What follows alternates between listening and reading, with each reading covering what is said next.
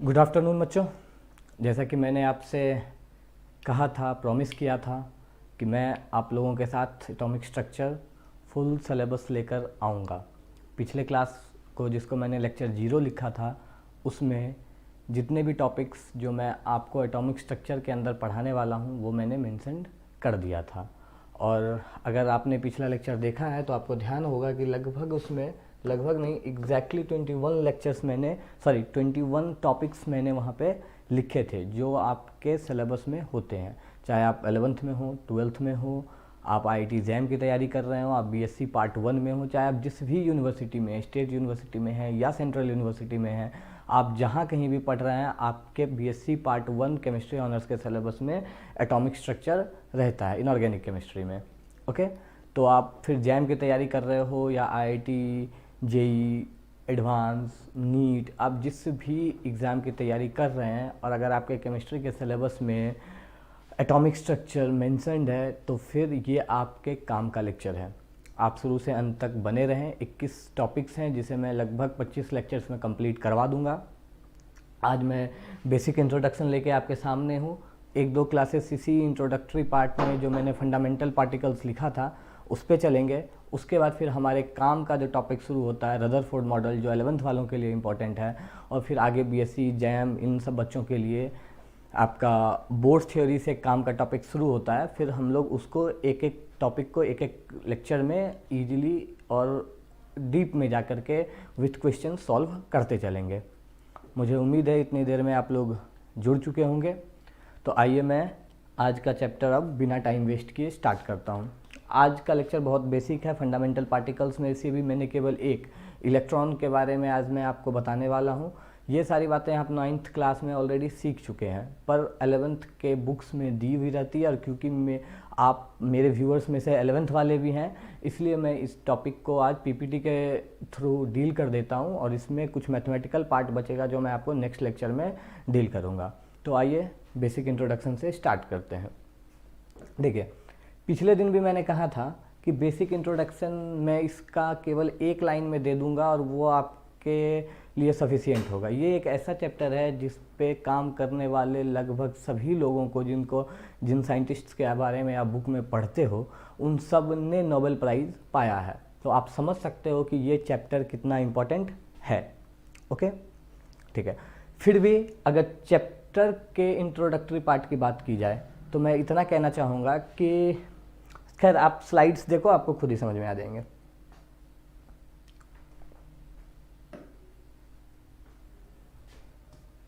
देखो, सबसे पहले हमने इसमें लिखा है डाल्टन्स एटॉमिक थ्योरी।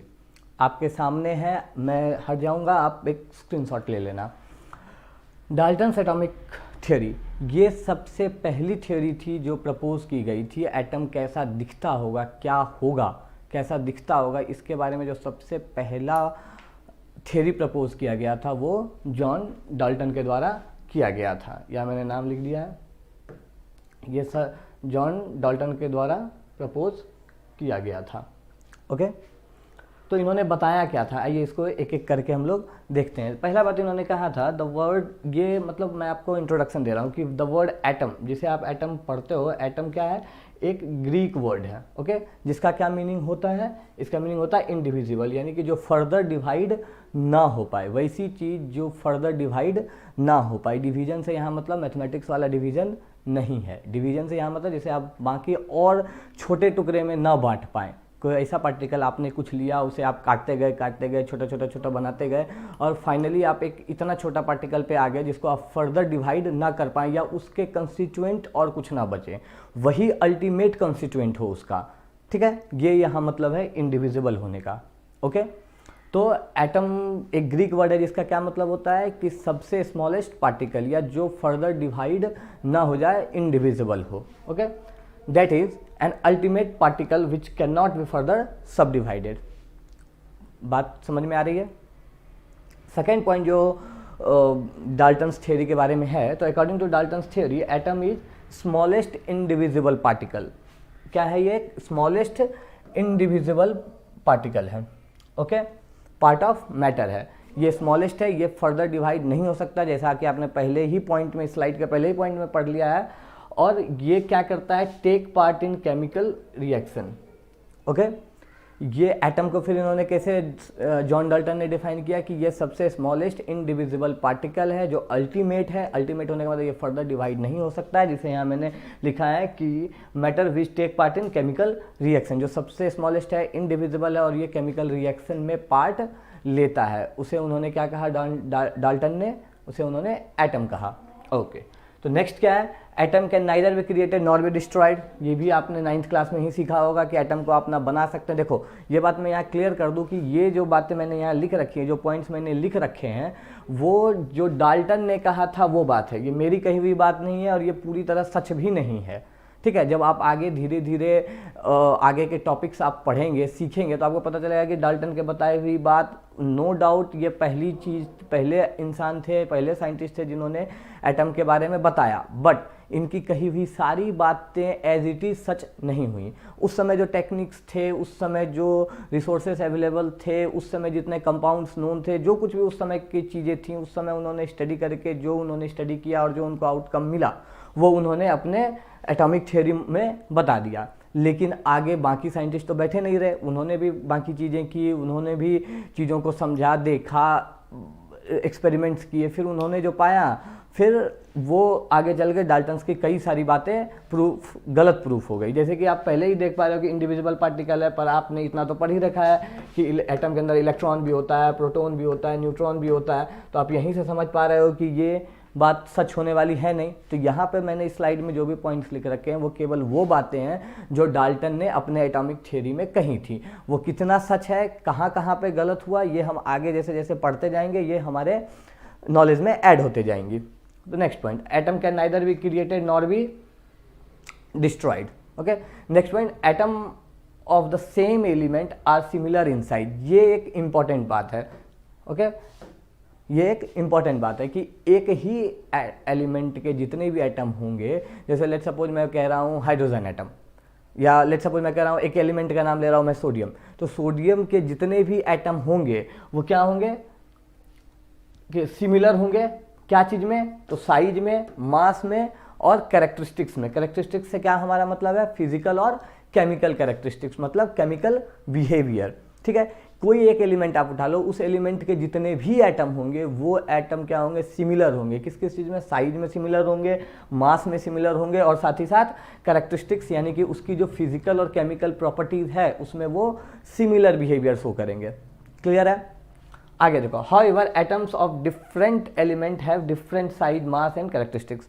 ये तो ऑब्वियस सी बात है कि अगर सारे एलिमेंट के एटम का कैरेक्टरिस्टिक सेम हो तो फिर अलग अलग एलिमेंट होने का मतलब ही क्या है? और आप बेसिक क्लास में पढ़ते भी हो कि एलिमेंट आप कहते ही उसे हैं जो सिमिलर टाइप ऑफ एटम से मिलकर बना हो। सिमिलर टाइप होने से क्या अपना मतलब है? सिमिलर टाइप होने से अपना सीधा मतलब है कि उसके फिजिकल और केमिकल प्रॉपर्टी सेम हो, ठीक है। इतनी सी बात है।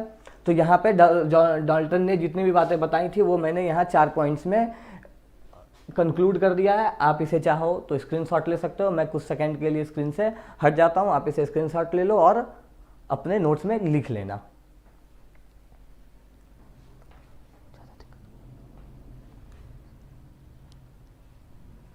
ओके, तो आइए मैं नेक्स्ट स्लाइड पे जाता हूं।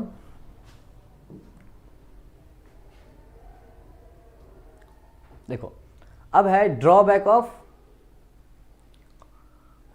ऑफ डाल्टन्स एटॉमिक थ्योरी, ठीक है। आप समझदार हो।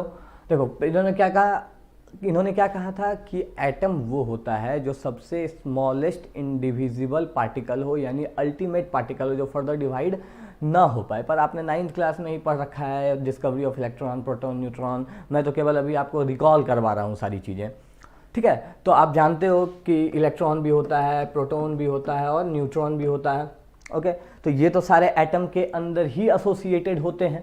तो जो उनका प्रिंसिपल थियोरी था कि एटम इज इंडिविजिबल या वो फर्दर सब डिवाइड नहीं हो सकता है, वही बात आगे चल के गलत प्रूफ हो गई। और अगले इसी लेक्चर में हम लोग डिस्कवरी ऑफ इलेक्ट्रॉन भी पढ़ लेंगे।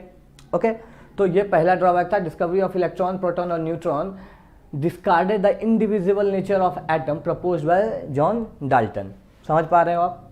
आगे देखो, ये एक ऐसा पॉइंट है जो आप 9th क्लास से पढ़ रहे थे, पर ये जो मैंने इसके बाद के जो मैंने 4 पॉइंट्स लिख रखे हैं ये थोड़े से इंपॉर्टेंट है, और आप जैसे जैसे केमिस्ट्री सीखते जाएंगे ये सारी चीज़ें आपके काम में आते जाएंगी और आप धीरे धीरे इन सब चीज़ों को विस्तार में समझते जाएंगे। तो आइए देखते हैं, डिस्कवरी ऑफ कैथोड रेज, इसे ही आप डिस्चार्ज ट्यूब एक्सपेरिमेंट बोलते हैं, यहीं से आप डिस्कवरी ऑफ इलेक्ट्रॉन पढ़ते हैं, आज मैं आपको ये भी पढ़ा दूंगा। Discovery of positive rays, okay, discovery of X rays, discovery of radioactivity and discovery of isotope and isobars. जो पिछले क्लास में मैंने आपको टॉपिक्स लिखवाए थे, तो फंडामेंटल पार्टिकल्स के बाद के आपके टॉपिक यही थे कि एटॉमिक नंबर किसे कहते हैं, मास नंबर किसे कहते हैं, आइसोटोप्स क्या होते हैं, आइसोबार क्या होते हैं, वहाँ मैंने आइसोटोन भी लिखा था कि आइसोटोन क्या होते हैं, ठीक है। और इसके साथ साथ मैंने एक और टर्म लिखा था आइसो इलेक्ट्रॉनिक, आइसो इलेक्ट्रॉनिक, और बताया भी था मैंने कि आइसो का मतलब होता है सेम। ओके, तो मैं जब उस टॉपिक पे जाऊंगा तो फिर डील करूंगा, फिलहाल आप समझ सकते हो। और एक और बात मैं यहाँ बता दूं, जैसे डाल्टन मॉडल के बाद, या डाल्टन मॉडल तो था नहीं, डाल्टन एटॉमिक थ्योरी के बाद आप जितने भी पढ़ेंगे, जे थॉमसन का मॉडल पढ़ेंगे, रदरफोर्ड पढ़ेंगे, आप नील्स बोर का दिया हुआ मॉडल पढ़ेंगे, और साथ ही साथ आप, मैंने एक और टॉपिक ऐड किया था ग्रेजुएशन वालों के लिए, आईआईटी एग्जाम वालों के लिए, वो था बोर समरफील्ड थ्योरी, या आप उसे समरफील्ड थ्योरी या एक्सटेंशन टू बोर मॉडल, अलग अलग बुक में अलग अलग नाम दी हुई रहती है, उससे परेशान नहीं होना। जब आप वो सब सीखेंगे तो उन सब मॉडल्स की जो प्रॉपर्टी होगी, जो उसके गुण होंगे, जो उसके पॉजिटिव पार्ट होंगे, वो सारा पिछले पढ़े हुए मॉडल्स का ड्रॉबैक बन जाएगा। यानी कि जो बातें एक्स्ट्रा बोर्स मॉडल में आप सीखेंगे, बोर एटॉमिक मॉडल में सीखेंगे, वही बातें रदरफोर्ड मॉडल के लिए क्या हो जाएंगी, ड्रॉबैक हो जाएंगी। ओके, तो ड्रॉबैक में बहुत सारे पॉइंट्स आ सकते हैं, पर मैंने कुछ इंपॉर्टेंट पॉइंट लिखा है, आप इसे भी नोट कर लो। मैं कुछ सेकंड के लिए हट जा रहा हूं।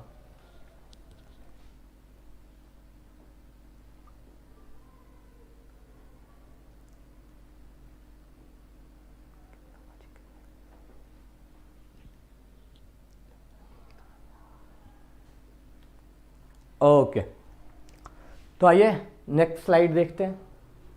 यहाँ से जो बातें शुरू होने जा रही हैं वो आप बिल्कुल ध्यान से मेरी एक एक बात सुनेंगे, और फिर आप उसे चाहें तो बाद में लेक्चर देख के आप अपने कॉपी पे भी लिख लोगे। हालांकि मैंने स्लाइड्स में कुछ पॉइंट्स लिख रखे हैं, वो आपके लिए हेल्पफुल होने वाली है। तो देखो, discovery of electron, discovery of electron, आप मेरे पीछे एक ट्यूब देख पा रहे हैं। This was the actual discharge tube. Okay, यही था एक्चुअल डिस्चार्ज ट्यूब। बाकी जो आप देखते हो, जैसे मैं अभी आपको नेक्स्ट स्लाइड में दिखा देता हूं, बाकी चीजें जो आप देखते हो, बाकी जो आप ये देखते हो, सी ये जो आप देखते हो, ये इसका डायग्राम है, ये डायग्रामेटिक रिप्रेजेंटेशन है, पर एक्चुअली में डिस्चार्ज ट्यूब था कैसा, तो वो ऐसा था। अब मैं आपको पहले थोड़ा सा डिस्चार्ज ट्यूब के बारे में बता देता हूँ, हाउ इट वर्क्स, देन मैं आपको ये बताऊंगा कि फिर इसने इस पे कैसे काम किया गया और क्या कहानी रही इलेक्ट्रॉन के डिस्कवरी की। तो जैसा आप देख पा रहे हैं कि ये एक क्या है, सिलेंड्रिकल ट्यूब है। क्या है ये? एक सिलेंड्रिकल, ये क्या है, सिलेंड्रिकल ट्यूब है। आप यहाँ से यहाँ तक देखो, ये क्या है, सिलेंड्रिकल ट्यूब है। ओके, हाँ, ये क्या है, सिलेंड्रिकल ट्यूब है। इस सिलेंड्रिकल ट्यूब की जो लेंथ थी वो ऑलमोस्ट आप कह सकते हो, किसी बुक में 50 सेंटीमीटर दिया हुआ है और कहीं पे 60 सेंटीमीटर लिखा हुआ है। आपसे किसी एग्जाम में ये पूछा नहीं जा रहा है कि इसकी कितनी लेंथ थी, पर फिर भी बुक में क्योंकि दी हुई है तो ये नॉलेज में ऐड करने वाली बातें हैं। आप ध्यान रख सकते हो कि इसकी लेंथ जो थी ये 50 या 60 सेंटीमीटर थी। ओके, आपको क्या करना है, इसके साथ अप्रॉक्स लगा देना है। ओके, ठीक। और यहाँ पे इन्होंने एक प्लेट लगा रखा था जिसे इन्होंने नाम दिया था कैथोड। इधर एक प्लेट था जो था एनोड, यहाँ लिखा हुआ भी है, ये इधर कैथोडिक प्लेट है, इधर एनोडिक प्लेट है। कैथोडिक प्लेट मतलब ये कौन सा क्या चार्ज रखेगा,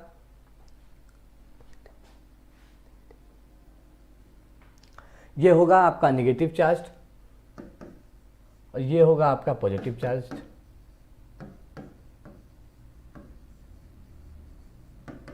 ठीक है, फिर उन्होंने क्या किया, हाई वोल्टेज, मैं आपको नेक्स्ट डायग्राम में दिखाता हूं, क्लियर होगा, बेहतर क्लियर होगा यहां से आपका। डिस्चार्ज ट्यूब, चलो मैं यहीं से बात शुरू करता हूं कि इसे डिस्चार्ज ट्यूब एक्सपेरिमेंट क्यों कहते हैं। ये डिस्चार्ज ट्यूब एक्सपेरिमेंट के साथ साथ इसका एक और नाम है स्टडी ऑफ कैथोड रे। इसका एक और नाम क्या है,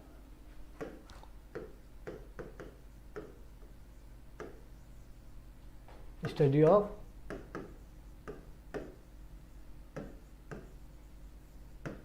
कैथोड रे। कैथोड रे क्यों, क्योंकि एक रे कैथोड से, आप जैसा देख पा रहे हो, कैथोड से एनोड की तरफ को जा रहा है, इसलिए आप इसे स्टडी ऑफ कैथोड रे भी कहते हो।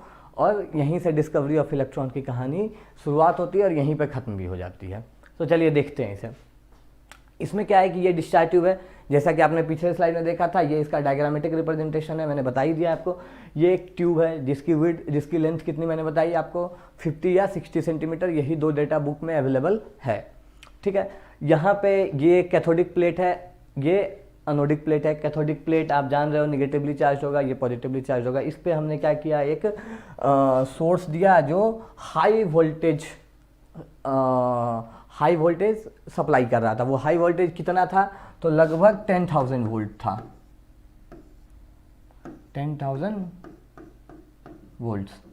ओके, कितना था, 10,000 वोल्ट। ये बात आपको ध्यान रखनी है। ओके, हाई वोल्टेज जनरेटर यहाँ लिखा हुआ है ये। ठीक है, फिर हाई वोल्टेज देने से क्या हुआ, उससे पहले एक और बात की, इसे डिस्चार्ज ट्यूब क्यों कहा। यहाँ पे इस डायग्राम में, हाँ देखो यहाँ पे बना हुआ है, ये एक वाल्व है। ये वाल्व किस लिए है, इस वाल्व से प्रेशर रिड्यूस किया जाता है। इसके अंदर जो गैस प्रेजेंट है, इस गैस को क्या किया गया, बिल्कुल इवैक्यूएट कर दिया गया, निकाल दिया गया। तो अंदर का प्रेशर कितना हो गया था, लगभग 10⁻⁻⁴ ATM। ATM आप जानते हैं, एटमॉस्फेरिक प्रेशर को ATM कहा जाता है। ओके, तो इसके अंदर का प्रेशर कितना कर दिया गया, 10⁻⁻⁴ ATM। इतना लो प्रेशर पे जब हाई वोल्टेज दिया गया तो अंदर क्या हुआ, कंडक्शन हो गया। क्या हुआ, यहाँ से दिखाई दिया कि यहाँ से इस कैथोडिक प्लेट जो कि निगेटिवली चार्ज है, यहाँ से एक रे है जो कहाँ जा रहा है, एनोड की तरफ जा रहा है। अब आप जानते हो कि opposite charge attracts each other. ठीक है, अगर यहाँ पे मान लो कि एक नेगेटिव चार्ज है, ठीक है, यहाँ पे पॉजिटिव चार्ज है, तो आप जानते हो नेगेटिव पॉजिटिव आपस में एक दूसरे को अट्रैक्ट करेंगे, सही बात है। अब क्या हुआ कि यहाँ से जो रे निकल रहा था, तो ऑब्वियसली बात है यहाँ से नेगेटिव रेज ही निकलेगा, क्योंकि पॉजिटिव की तरफ जा रहा है। अगर ये पॉजिटिवली चार्ज होता तो डिफ्लेक्ट कर जाता इससे, पर ऐसा तो हुआ नहीं, वो पॉजिटिव प्लेट की तरफ को जाने लगा। इसका मतलब जो ये रे निकल रहा था वो क्या था, निगेटिवली चार्ज था।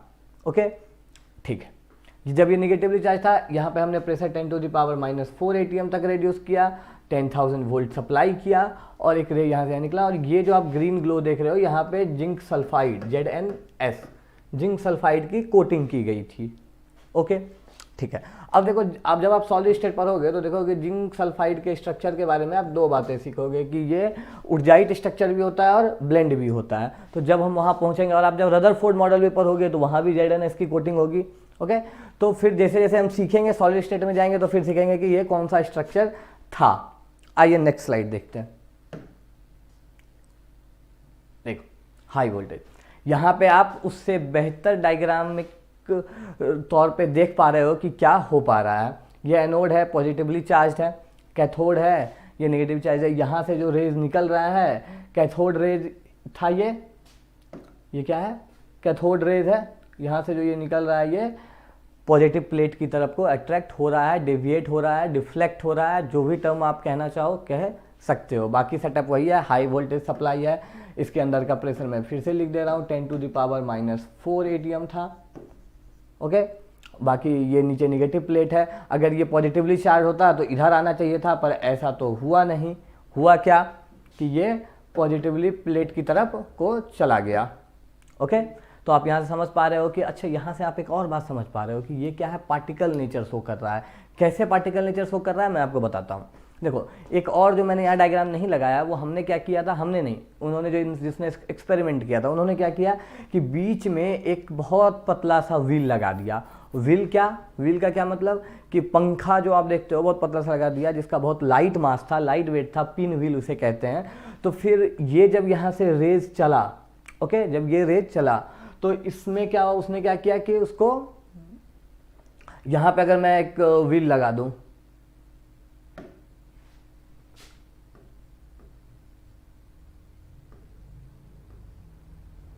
यहाँ पे मैं अगर एक व्हील लगा दूं, तो ये अगर पार्टिकल नेचर रख रहा है तो फॉर श्योर ये इधर से इधर जाएगा, तो इस व्हील को क्या कराएगा, रोटेट कराएगा। तो ये चीज़ें प्रूफ करती हैं कि ये जो निकल रहा है ये पार्टिकल नेचर को शो कर रहा है। ओके, साथ ही साथ इसमें हीटिंग इफेक्ट भी ऑब्जर्व हुआ था। बीच में कोई मैटर रख दिया तो उन्होंने देखा कि जब रेज टकरा रही हैं उस मैटर से तो हीट हो रहा है, ग्लो हो रहा है, और एक तो लाइट इफेक्ट यहाँ पे आपने देखा कि यहाँ पे ग्लो हो रहा है, ग्रीन ग्लो हो रहा है, यहाँ पे ग्रीन ग्लो हो रहा है, तो ये लाइट भी दिखा रहा है। साथ ही साथ जब बीच में किसी मैटर को रख दिया गया तो क्या हुआ, वो उसे, उस व्हील को उसने रोटेट कराया। इसका क्या मतलब था कि वो पार्टिकल के फॉर्म में है, वो उसको रोटेट करवा पा रहा है। उसमें इसका मतलब ये भी निकला कि काइनेटिक एनर्जी भी है। तो आइए, मैंने अभी तक आपको जितनी बातें बताई हैं वो आपको नेक्स्ट स्लाइड में लिखा हुआ मिल जाएगा, और फिर हम लोग उससे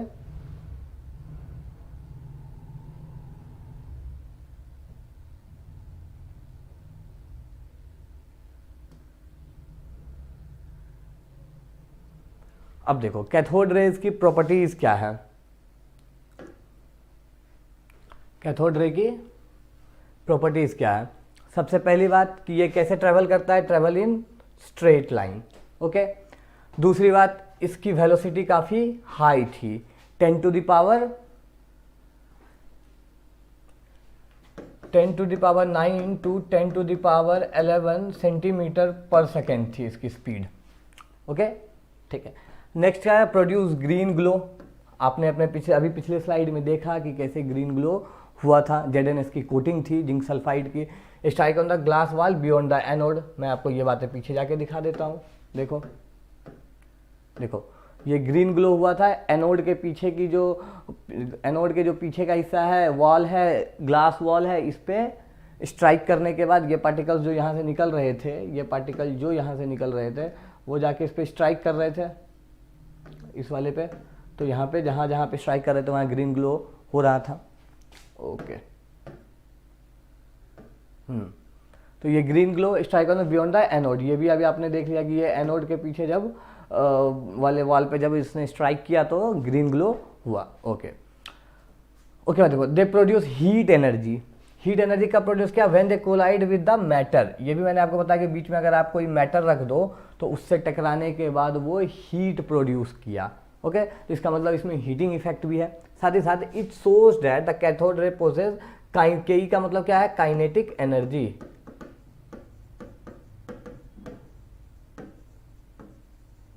kinetic energy which is converted into heat energy. आप जानते हो कि देखो पार्टिकल क्या हो रहा था, कैथोड रेज जो था वो क्या हो रहा था, आप जैसे देख पा रहे हो इस तरफ से इस तरफ को, यानी कि कैथोड से एनोड की तरफ को ट्रैवल कर रहा था।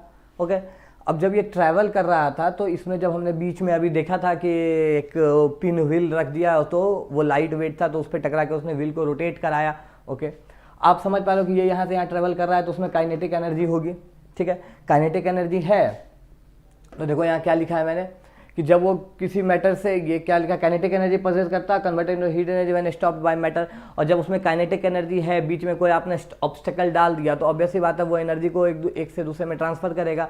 आपने इंटर कन्वर्जन ऑफ एनर्जी पर आए कि एनर्जी को भी आप स्टोर नहीं कर सकते, केवल एक फॉर्म से दूसरे फॉर्म में ट्रांसफर कर सकते हैं। तो जब वो उसमें काइनेटिक एनर्जी है, बीच में कोई ऑब्स्टेकल आया, उससे टकराएगा तो टकराने के बाद फॉर श्योर उसके एनर्जी का कन्वर्जन होगा। तो कन्वर्जन किस में हो गया, वो हीट एनर्जी में। किस में हो गया कन्वर्जन, हीट एनर्जी में, when stopped by matter.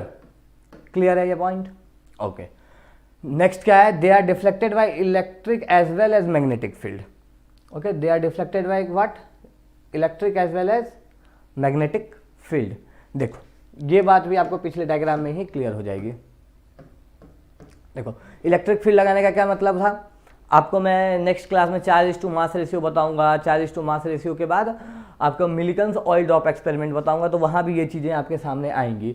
Electric field देखो पॉजिटिव नेगेटिव दिया तो हमने इलेक्ट्रिक फील्ड अप्लाई किया, जो इलेक्ट्रिक फील्ड हमने अप्लाई किया तो ये डिफ्लेक्ट हुआ ना, इसको सीधा जाना था, इसको सीधा एनोड के पास पहुँच जाना था, पर जब पॉजिटिव प्लेट हमने दिया तो ये क्या हुआ, डिफ्लेक्ट हो गया, यानी इलेक्ट्रिक फील्ड से ये क्या हो रहा है, डिफ्लेक्ट हो रहा है। ओके और मैग्नेटिक फील्ड से डिफ्लेक्ट होने वाली चीज़ें हम लोग नेक्स्ट क्लास में सीखेंगे, ठीक है। व्हेन पिन व्हील, यही मैंने चर्चा किया था, व्हेन मैंने क्या लिखा, मैंने बताया अभी, जब when pin wheel is placed in path of travelling cathode ray, the blade of the wheel set in motion. ये मैंने आपको बता दिया कि बीच में जब हमने व्हील रखा तो उसने व्हील को रोटेट कराया, तो वही यहाँ लिखा हुआ है कि wheels are set in motion.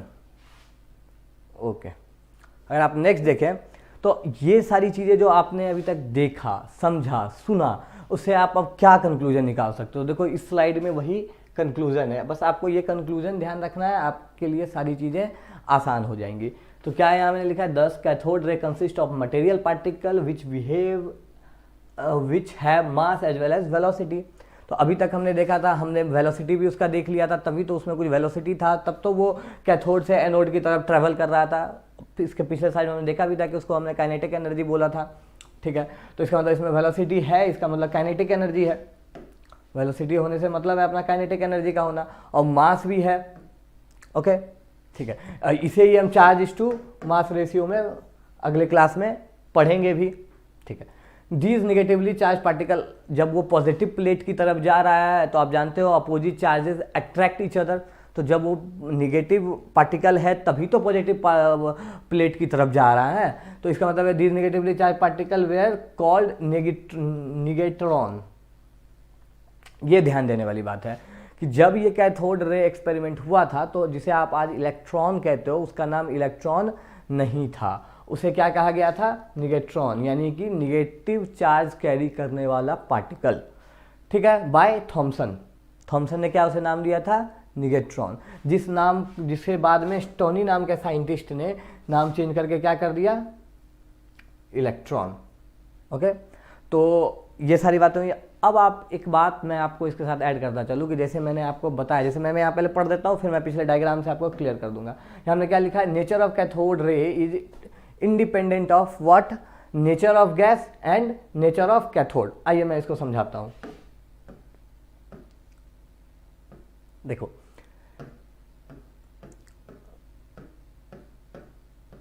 देखो यहाँ पे कैथोड किसी भी मटेरियल का बन सकता था, डिफरेंट डिफरेंट मटेरियल्स के कैथोड बनते हैं, ठीक है। तो किसी भी मटेरियल का अगर कैथोड होता क्या, उन्होंने कैसे बताया, उन्होंने डिफरेंट डिफरेंट कैथोड लिया था, उन्होंने डिफरेंट डिफरेंट अनोड लिया, उन्होंने डिफरेंट डिफरेंट गैस अंदर रख के उसको डिस्चार्ज करके एक्सपेरिमेंट किया, फिर भी उन्होंने देखा कि हमेशा सिमिलर रिजल्ट ही आ रहा है। तब जाके उन्होंने ये बात प्रपोज करा कि जो ये कैथोड रेज है, ये जो कैथोड रेज है जिसे बाद में आपने निगेट्रॉन बोला और बाद में चल के इसे आप इलेक्ट्रॉन बोलने लगे, ये जो निगेटिव रेज हैं ये दोनों चीज़ों से इंडिपेंडेंट है। एक आप किसी भी मटेरियल का कैथोड बना लो फिर भी रिजल्ट वही आएगा, या इसके अंदर कोई सा भी गैस आप अंदर डाल के फिर उसको डिस्चार्ज कर लो, आपको वैल्यू वही आने वाला है, वही रिजल्ट, आपको सिमिलर रिजल्ट ही बार बार रिपीट होंगे। ओके तो बच्चों ये था आपके लिए डिस्कवरी ऑफ इलेक्ट्रॉन। मैं आपको एक बार फिर से रिपीट कर देता हूँ, मैं सारी बातें एक बार मैं आपको रिपीट कर देता हूँ कि इलेक्ट्रॉन की डिस्कवरी हुई कैसे। तो इलेक्ट्रॉन की डिस्कवरी में क्या किया गया कि एक डिस्चार्ज ट्यूब लिया गया, एक ट्यूब लिया गया जिसकी लेंथ लगभग 50 to 60 सेंटीमीटर थी। उन 50 to 60 सेंटीमीटर में एक एनोडिक प्लेट लगाया गया और कैथोडिक प्लेट लगाया गया। ओके उसको हाई वोल्टेज सप्लाई किया गया, अंदर का एयर को वैक्यूम कर दिया गया ताकि वो कंडक्ट कर पाए, ठीक है। वैक्यूम किया था हमने, कितना कर दिया था, 10⁻⁻⁴ एटमॉस्फेरिक प्रेशर तक हमने उसके अंदर के प्रेशर को निकाल लिया था, ठीक है। उसके बाद हमने उसमें हाई वोल्टेज अप्लाई किया। हाई वोल्टेज में कितना अप्लाई किया, तो हमने कितना अप्लाई किया था, 10,000 वोल्ट अप्लाई किया। इतना करने के बाद फिर हमने देखा कि कैथोड से एनोड की तरफ एक रेज आ रहा है, जो पीछे एनोड के पीछे वाले ग्लास वॉल पे जब ZNS की कोटिंग की हुई थी तो वहाँ पे हमें ग्रीन ग्लो नज़र आ रहा था।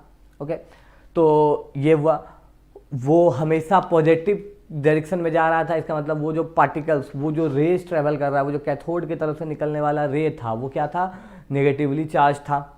ठीक है, ये सारी बातें हमने सीखी। और उसमें वेलोसिटी था, तब तो वो लेफ्ट टू राइट, या आप ऐसा कह सकते हो कि कैथोड से एनोड की तरफ ट्रेवल कर रहा था। उसमें काइनेटिक एनर्जी था, और एनर्जी आप स्टोर कर नहीं सकते। एनर्जी आप क्या कर सकते हैं, केवल एक फॉर्म से दूसरी फॉर्म में ट्रांसफॉर्म कर सकते हैं। तो वो ट्रांसफॉर्मेशन भी हमने देखा। बीच में मैटर का ऑब्स्ट्रक्शन डाला तो हमने देखा कि वो काइनेटिक एनर्जी जो है वो हीट एनर्जी में ट्रांसफर हो रहा है।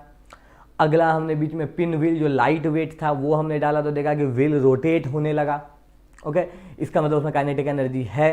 ये इस बात को भी प्रूव कर रहा है कि इसमें क्या है, पार्टिकल नेचर है। आगे आप, मैंने जैसे पिछले क्लास में 21 टॉपिक्स लिखे थे, उसमें मैंने डुअल नेचर भी लिखा था इलेक्ट्रोमैग्नेटिक वेव्स का। तो इलेक्ट्रोमैग्नेटिक वेव्स का dual nature, particle as well as wave nature तो ऑलरेडी स्टेब्लिश्ड है। हम लोग जब अपने केमिस्ट्री में आगे पढ़ते हुए रहेंगे इसी एटॉमिक स्ट्रक्चर में, तो हम लोग ये भी देखेंगे कि इलेक्ट्रॉन जैसे पार्टिकल, जो सब एटॉमिक पार्टिकल होते हैं, इनका भी दोनों नेचर होता है। पार्टिकल नेचर भी होता है और वेव नेचर भी होता है। तो ये अभी की जो ये फंडामेंटल बातें हैं, ये आपको आगे फर्दर बड़े बड़े टॉपिक समझने में हेल्पफुल होने वाले हैं। बाकी आपके पास इस पीपीटी में सारी बातें मैंने जो बताई वो लिखी हुई है। मैं थोड़ी देर के लिए साइड हो जाता हूँ, आप या तो स्क्रीनशॉट ले लो या नोट डाउन कर लो। और आज के क्लास के लिए इतना ही। Thank you.